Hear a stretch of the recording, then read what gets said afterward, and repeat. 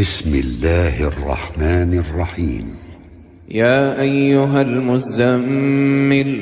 قم الليل إلا قليلا نصفه أو انقص منه قليلا أو زد عليه ورتل القرآن ترتيلا إنا سنلقي عليك قولا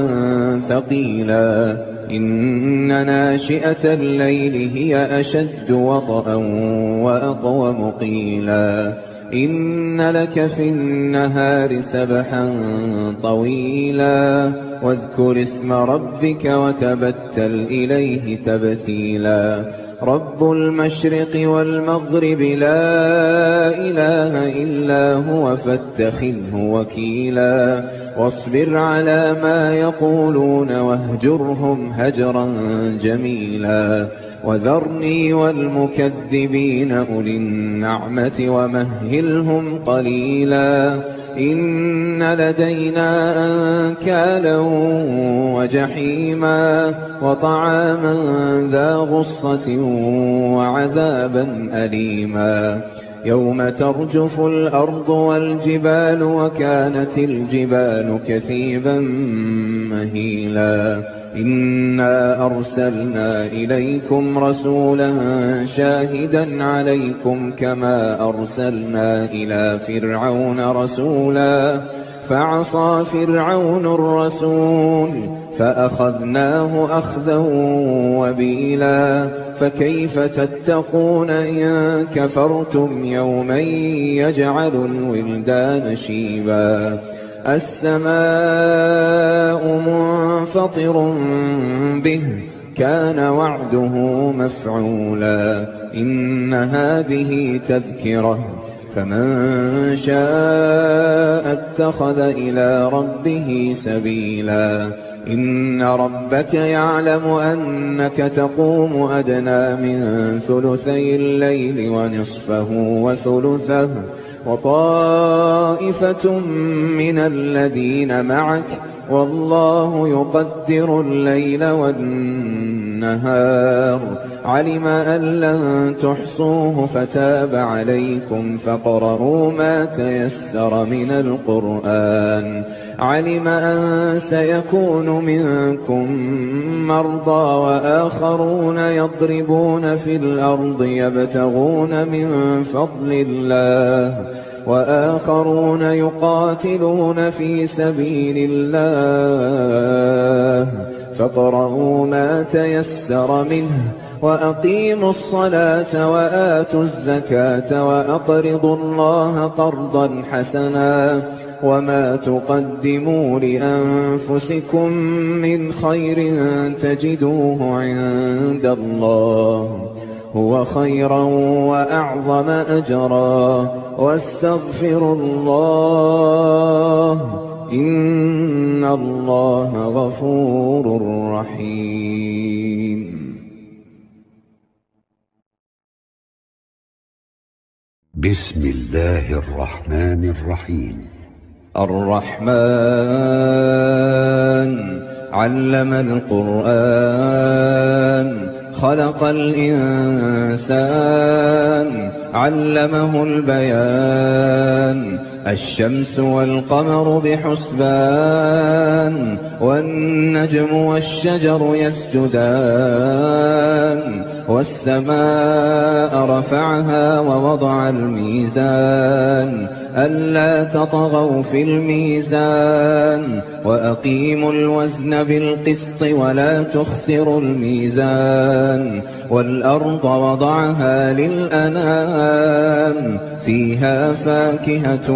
والنخل ذات الأكمام والحب ذو العصف والريحان فبأي آلاء ربكما تكذبان خلق الإنسان من صلصال كالفخار وخلق الجان من مارج من نار فبأي آلاء ربكما تكذبان رب المشرقين ورب المغربين فبأي آلاء ربكما تكذبان مرج البحرين يلتقيان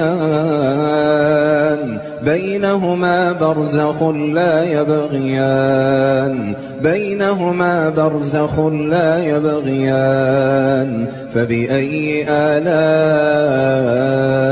ربكما تكذبان يخرج منهما اللؤلؤ والمرجان فبأي آلاء ربكما تكذبان وله الجوار المنشآت في البحر كالأعلام فبأي آلاء ربكما تكذبان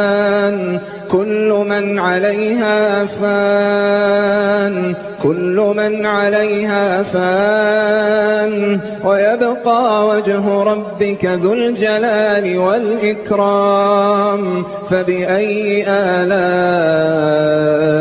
ربكما تكذبان يسأله من في السماوات والأرض كل يوم هو في شأن فبأي آلاء ربكما تكذبان سنفرغ لكم أيها الثقلان فبأي آلاء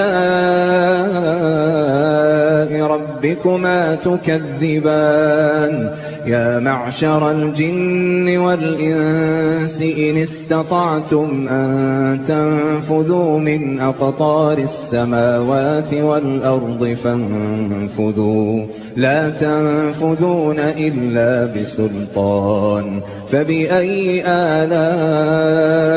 ربكما تكذبان يرسل عليكما شواظ من نار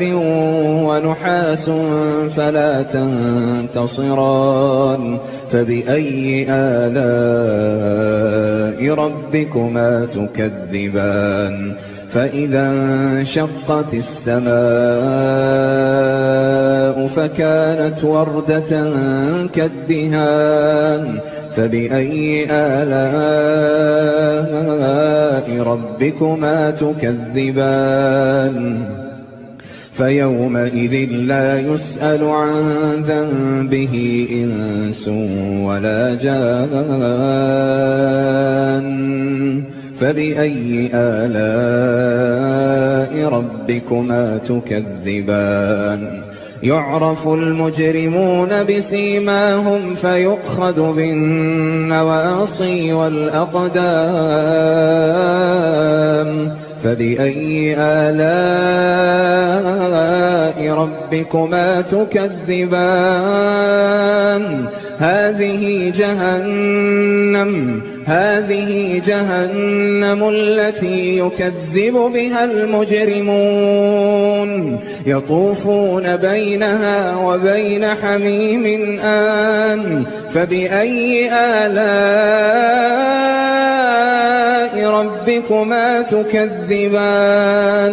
ولمن خاف مقام ربه جنتان فبأي آلاء ربكما تكذبان ذواتا أفنان فبأي آلاء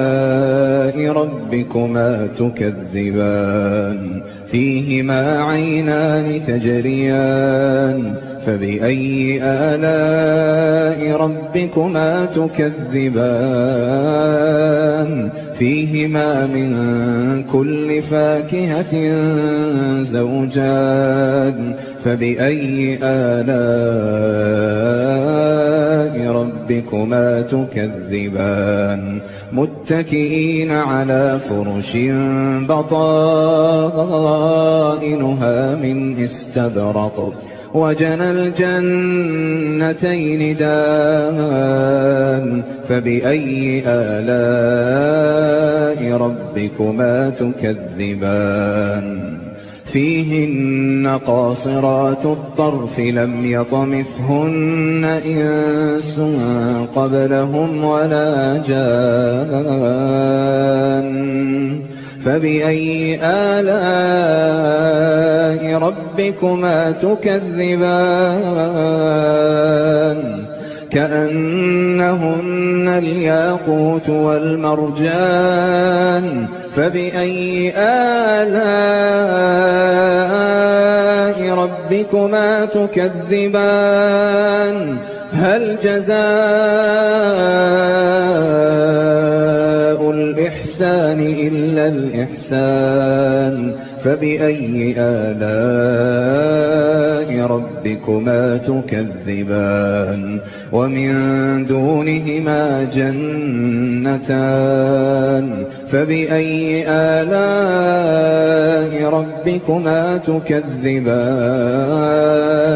مدهامتان فبأي آلاء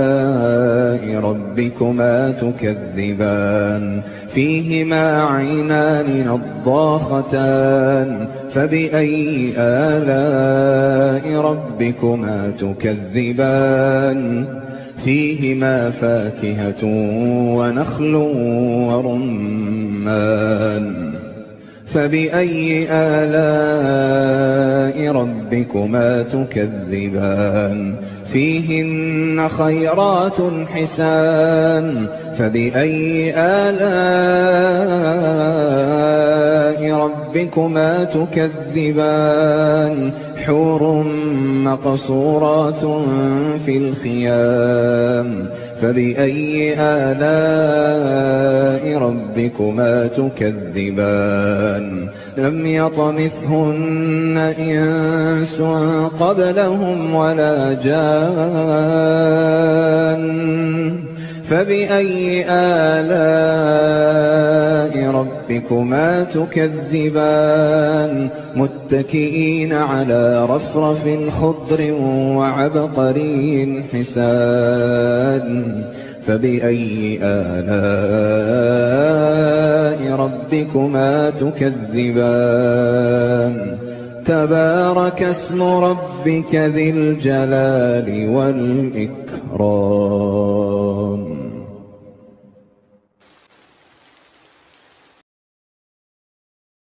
بسم الله الرحمن الرحيم. ياسين والقرآن الحكيم إنك لمن المرسلين على صراط مستقيم تنزيل العزيز الرحيم لتنذر قوما ما أنذر آباؤهم فهم غافلون لقد حق القول على أكثرهم فهم لا يؤمنون إنا جعلنا في أعناقهم أغلالا فهي إلى الأذقان فهم مقمحون وجعلنا من بين أيديهم سدا ومن خلفهم سدا فأغشيناهم فهم لا يبصرون وسواء عليهم أأنذرتهم أم لم تنذرهم لا يؤمنون إنما تنذر من اتبع الذكر وخشي الرحمن بالغيب فبشره بمغفرة وأجر كريم إنا نحن نحيي الموتى ونكتب ما قدموا وآثارهم وكل شيء أحصيناه في إمام مبين واضرب لهم مثلا أصحاب القرية إذ جاءها المرسلون إذ أرسلنا إليهم اثنين فكذبوهما فعززنا بثالث فقالوا إنا إليكم مرسلون قالوا ما أنتم إلا بشر مثلنا وما أنزل الرحمن من شيء إن أنتم إلا تكذبون قالوا ربنا يعلم إنا إليكم لمرسلون وما علينا إلا البلاغ المبين قالوا إنا تطيرنا بكم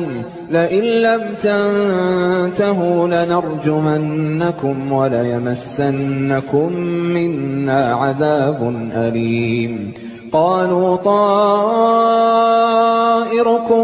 معكم أئن ذكرتم بل أنتم قوم مسرفون وجاء من أقصى المدينة رجل يسعى قال يا قوم اتبعوا المرسلين اتبعوا من لا يسألكم أجرا وهم مهتدون وما لي لا أعبد الذي فطرني وإليه ترجعون أأتخذ من دونه آلهة إن يردني الرحمن بضر لا تغن عني شفاعتهم شيئا ولا ينقذون إني إذا لفي ضلال مبين إني آمنت بربكم فاسمعون قيل ادخل الجنة قال يا ليت قومي يعلمون بما غفر لي ربي وجعلني من المكرمين وما أنزلنا على قومه من بعده من جند من السماء وما كنا منزلين إن كانت إلا صيحة واحدة فإذا هم خامدون يا حسرة على العباد ما يأتيهم من رسول إلا كانوا به يستهزئون ألم يروا كم أهلكنا قبلهم من القرون أنهم إليهم لا يرجعون وإن كل لما جميع لدينا محضرون وآية لهم الأرض الميتة أحييناها وأخرجنا منها حبا فمنه يأكلون وجعلنا فيها جنات من نخيل وأعناب وفجرنا فيها من العيون ليأكلوا من ثمره وما عملته أيديهم أفلا يشكرون سبحان الذي خلق الأزواج كلها مما تنبت الأرض ومن أنفسهم ومما لا يعلمون وآية لهم الليل نسلخ منه النهار فإذا هم مظلمون والشمس تجري لمستقر لها ذلك تقدير العزيز العليم والقمر قدرناه منازل حتى عاد كالعرجون القديم لا الشمس ينبغي لها أن تدرك القمر ولا الليل سابق النهار وكل في فلك يسبحون وآية لهم أنا حملنا ذريتهم في الفلك المشحون وخلقنا لهم من مثله ما يركبون وإن نشأ نغرقهم فلا صريخ لهم ولا هم ينقذون إلا رحمة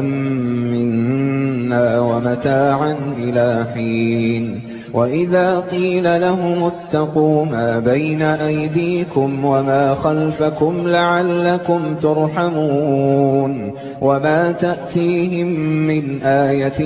من آيات ربهم إلا كانوا عنها معرضين وإذا قيل لهم أنفقوا مما رزقكم الله قال الذين كفروا للذين آمنوا أنطعم من لو يشاء الله أطعمه إن أنتم إلا في ضلال مبين ويقولون متى هذا الوعد إن كنتم صادقين ما ينظرون إلا صيحة واحدة تأخذهم وهم يخصمون فلا يستطيعون توصية ولا إلى أهلهم يرجعون ونفخ في الصور فإذا هم من الأجداث إلى ربهم ينسلون قالوا يا ويلنا من بعثنا من مرقدنا هذا ما وعد الرحمن وصدق المرسلون إن كانت إلا صيحة واحدة فإذا هم جميع لدينا محضرون فاليوم لا تظلم نفس شيئا ولا تجزون إلا ما كنتم تعملون إن أصحاب الجنة اليوم في شغل فاكهون هم وأزواجهم في ظلال على الأرائك متكئون لهم فيها فاكهة ولهم ما يدعون سلام قولا من رب رحيم وامتازوا اليوم أيها المجرمون ألم أعهد إليكم يا بني آدم ألا تعبدوا الشيطان إنه لكم عدو مبين وأن اعبدوني هذا صراط مستقيم ولقد أضل منكم جبلا كثيرا أفلم تكونوا تعقلون هذه جهنم التي كنتم توعدون اصلوها اليوم بما كنتم تكفرون اليوم نختم على أفواههم وتكلمنا أيديهم وتشهد أرجلهم بما كانوا يكسبون ولو نشاء لطمسنا على أعينهم فاستبقوا الصراط فأنى يبصرون ولو نشاء لمسخناهم على مكانتهم فما استطاعوا مضيا ولا يرجعون ومن نعمره ننكسه في الخلق أفلا يعقلون وما علمناه الشعر وما ينبغي له إن هو إلا ذكر وقرآن مبين لينذر من كان حيا ويحق القول على الكافرين أولم يروا أنا خلقنا لهم مما عملت أيدينا أنعاما فهم لها مالكون وذللناها لهم فمنها ركوبهم ومنها يأكلون ولهم فيها منافع ومشارب أفلا يشكرون واتخذوا من دون الله آلهة لعلهم ينصرون لا يستطيعون نصرهم وهم لهم جند محضرون فلا يحزنك قولهم إنا نعلم ما يسرون وما يعلنون أولم ير الإنسان أنا خلقناه من نطفة فإذا هو خصيم مبين وضرب لنا مثلا ونسي خلقه قال من يحيي العظام وهي رميم قل يحييها الذي أنشأها أول مرة وهو بكل خلق عليم الذي جعل لكم من الشجر الأخضر نارا فإذا أنتم منه توقدون أوليس الذي خلق السماوات والأرض بقادر على أن يخلق مثلهم بلى وهو الخلاق العليم إنما أمره إذا أراد شيئا أن يقول له كن فيكون فسبحان الذي بيده ملكوت كل شيء وإليه ترجعون